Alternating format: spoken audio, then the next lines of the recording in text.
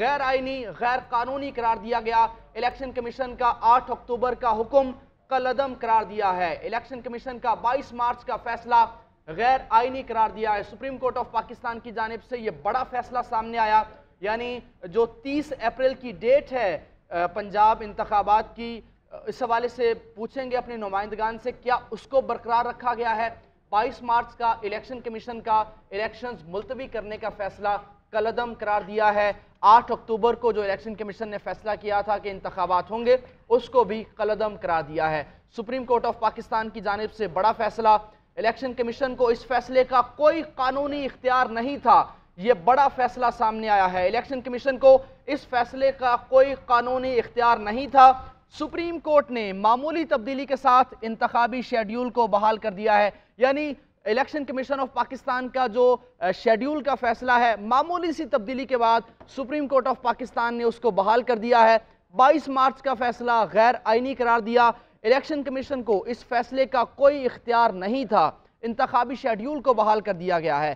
फैसले में यह भी कहा गया इलेक्शन कमीशन को ये इंतखाबात मुलतवी करने का कोई कानूनी इख्तियार नहीं था। सुप्रीम कोर्ट ऑफ पाकिस्तान ने मामूली सी तब्दीली के साथ इंतखाबी शेड्यूल को बहाल कर दिया है, यानी 30 अप्रैल के बाद अब कोई भी डेट हो सकती है। सुप्रीम कोर्ट ऑफ पाकिस्तान की जानिब से बड़ा फैसला सामने आया।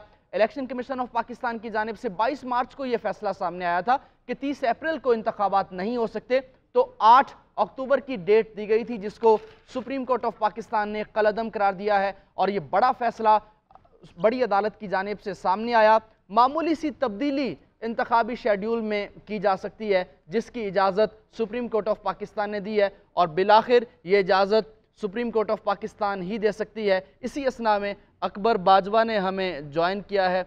अकबर बाजवा हमारे साथ मौजूद हैं। इस तमाम तर सूरत हाल में हमें तजियाकार भी जानेंगे, कानूनी माहिरीन भी हमारे साथ मौजूद होंगे। इलेक्शन कमीशन को इस फैसले का कोई इख्तियार नहीं है। सुप्रीम कोर्ट ने मामूली तब्दीली के साथ इंतखाबी शेड्यूल बहाल कर दिया। इलेक्शन कमीशन के गैर आईनी फैसले से 13 दिन ज़ाया हुए। इलेक्शन कमीशन की सरजनिश की गई है। इस फैसले में इलेक्शन कमीशन ऑफ पाकिस्तान का 22 मार्च का फैसला कलअदम करार दिया गया है। पंजाब में इलेक्शन 14 मई को होंगे। सुप्रीम कोर्ट ऑफ पाकिस्तान की जानिब से बड़ा फैसला सामने आया है। 15 दिन के इल्तवा के बाद, यानी 30 अप्रैल की बजाय अब 14 मई को पंजाब में इंतखाबात हर सूरत होंगे। आइन और कानून इलेक्शन कमीशन को किसी किस्म की तौसी की इजाजत नहीं देता। हतमी फैसला सुप्रीम कोर्ट ऑफ पाकिस्तान ने करना है। सुप्रीम कोर्ट ऑफ पाकिस्तान ने गुज़श्ता समात में भी यही कहा था कि इंतखाबात में इल्तवा सिर्फ अदालत कर सकती है, और 15-14 मई को ये पंजाब में इलेक्शंस होंगे। पंजाब में इंतखाबात 14 मई को होंगे। सुप्रीम कोर्ट ऑफ पाकिस्तान की जानिब से ये बड़ा फैसला सामने आया है। इंतखाबी शेड्यूल में थोड़ी सी तब्दीली के बाद ये फैसला कर दिया गया है। इलेक्शन कमीशन की यह सरजनिश की गई कि इलेक्शन कमीशन ने शेड्यूल चेंज करके 14 दिन ज़ाया किए। अवाम के हुकूक को पसे पर्दा नहीं रखा जा सकता। इलेक्शन कमीशन के गैर आईनी फैसले से 13 दिन ज़ाया हुए।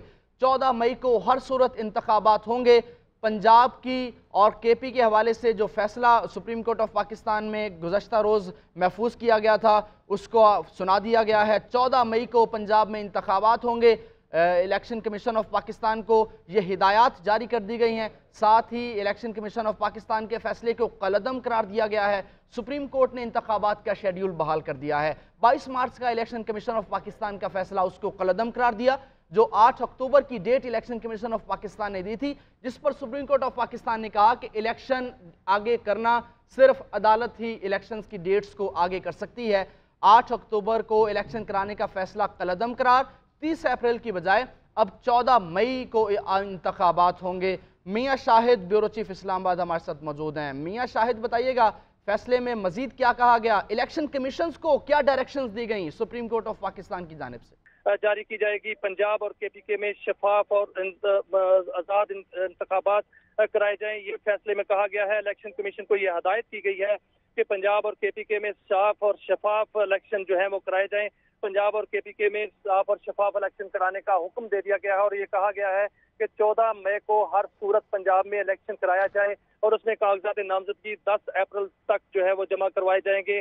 और हतमी लिस्ट जो है 19 अप्रैल तक लगेगी और इसमें इलेक्शन कमीशन का जो फैसला था 8 अक्टूबर का, उसको कालादम करार दे दी। गैर आईनी इलेक्शन कमीशन ऑफ पाकिस्तान के ऑर्डर की वजह से चूंकि 13 दिन की ताखीर हो गई थी, इसलिए जो इलेक्शन प्रोग्राम जहां रुका था उधर से ही शुरू होगा और इलेक्शन 13 दिन के बाद होंगे, यानी कि बजाय 30 अप्रैल के वो 14 मई को इलेक्शन होल्ड होगा और उसमें किसी किस्म की ताखीर जो है वो बर्दाश्त नहीं की जाएगी।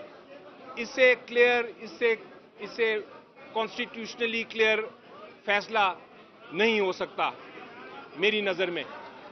साथ अदालत ने यह भी वाजे कर दिया है कि जो 5 और 3 रुकनी बेंच की बातें हो रही थी, अदालत ने क्लियर कर दिया है कि वो 5 रुकनी बेंच ही था और उसमें मेजॉरिटी फैसला, माइनॉरिटी फैसला जो है वो अलग है, जो जस्टिस मंसूर अली शाह साहब ने किया और मंदोखेल साहब ने किया, और मेजॉरिटी फैसला जो चीफ जस्टिस और बाकी दीगर जजरा साहबान ने किया वही वैलिड और वही लीगल फैसला है। उसके अलावा और कोई फैसला नहीं माना जाएगा सुप्रीम कोर्ट में। ये भी क्लियर कर दिया कि जहां तक जस्टिस काजी फायजीसा साहब ने जो जजमेंट दी थी, जिसके अंदर एक कन्फ्यूजन थी कि क्या ये वाला केस रुकता है कि नहीं, इस कोर्ट ने यह भी फैसला कर दिया है कि उस जजमेंट का, उस फैसले का इस फैसले पे या इस केस के कार्रवाई पे कोई असर नहीं। तो फिर एंड में मैं यही कहूंगा कि मुबारक हो, 14 को इलेक्शन अब पंजाब असेंबली में हैं और इंशाल्लाह आपको उम्मीद है कि हम पुरअमन क्लियर इलेक्शंस होंगे। तो मैं उसी एतबार से पूछना चाह रहा था कि एक कॉन्स्पिरेसी थ्योरी है, इस कॉन्स्पिरेसी के बारे में अगर इलेक्शन कमीशन ही पूरा नहीं होता, मेंबर्स जो कि पीडीएम गवर्नमेंट ने अब लगाए हैं, इलेक्शन कमिश्नर कहां से आए हैं वो इमरान खान बता चुके हैं, अगर ये लोग रिजाइन कर देते हैं या नहीं रहते, इलेक्शन कमीशन पूरा नहीं होता, तो फिर आगे क्या मामला बनेगा? फिर कैसे सुप्रीम कोर्ट उसको एनफोर्स करवाएगी आगे मामले को? ये कॉन्स्पिरेसी थ्योरी है, इसमें कितनी सच्चाई हो सकती है? देखिए, एक बड़ी मशहूर किताब थी रनअवे ज्यूरी, शायद आपने पढ़ी हो, वो नॉवल है। उसके अंदर बड़ा इंटरेस्टिंग यही हुआ था कि जिस तक डिसीजन लेना था तो पूरी की पूरी ज्यूरी को अगवा कर लिया गया था, कुछ हो ही नहीं सकता था लेकिन वो तो एक क्राइम सीन का बड़ा खतरनाक डार्क किस्म का नॉवल है। अब अगर हमने वो रनअवे ज्यूरी टाइप मामला पाकिस्तान में होते हुए देखने हैं कि बंदे ही गायब हो जाए, इलेक्शन कमीशन ही में नजर आए, है ही पूरे, तो ये जमहूरी मुल्क है, यहाँ पे बहरहाल आइन है, सुप्रीम कोर्ट कि नहीं कराना, उठाने नहीं है। नहीं, मैं ओवरऑल बात करूं कि अगर इस तरीके से करना है कि आप दिखा दें कि बंदे ही पूरे नहीं हैं, हम किस तरीके से इलेक्शन कराएं। अभी तक आप देखें जो रीजन दिए गए हैं इलेक्शन डिले करने के लिए, उन सब में आपको नजर आ रहा है कि ढिली डैली है, माजरत के साथ वाज़ेह तौर पर नजर आ रहा है। मसलन ये कहना कि इस वक्त हालात ऐसे नहीं है कि हम इलेक्शन नहीं करा सकते, मसलन हमें सिक्योरिटी के बड़े कंसर्न हैं। हमने देखा इराक में, अफगानिस्तान में शदीद बुरे हालात में इलेक्शन हुए हैं। पाकिस्तान एक बहुत बड़ा मुल्क है, आईनी तौर पर मजबूत मुल्क है, हम समझते हैं कि हम जमहूरियत की कदरों की पासदारी करना जानते हैं। सो ऐसे मुल्क के अंदर जो जवाब दिए गए वो किसी तौर पे अच्छे नहीं थे, इंटरनेशनली आपके लिए सुक्की का बाइस थे।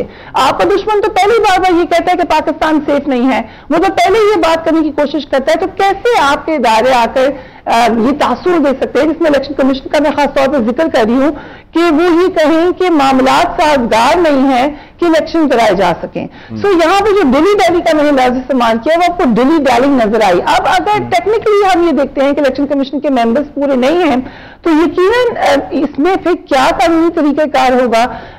जो election commission chief election commissioner है, उन पर इस्तीफे की बात आपको याद होगा, आज से 1 महीने पहले भी बहुत ज्यादा गर्दिश की थी। फिर ये दोबारा अब जो है राउंड्स में जारी है, विस्पर्स जारी हैं इस्लामाबाद के अंदर, लेकिन गवर्नमेंट ने अभी तक जो पॉस्चरिंग की है, कल आप देखें पार्लियामान में जो तकरीर हुई है, प्राइम मिनिस्टर ने जो बात की है, अभी जो लॉ मिनिस्टर तकरीर करके गए हैं, हर जगह पे आपको नजर यही आया है कि वो इस फैसले से खुश तो नहीं है।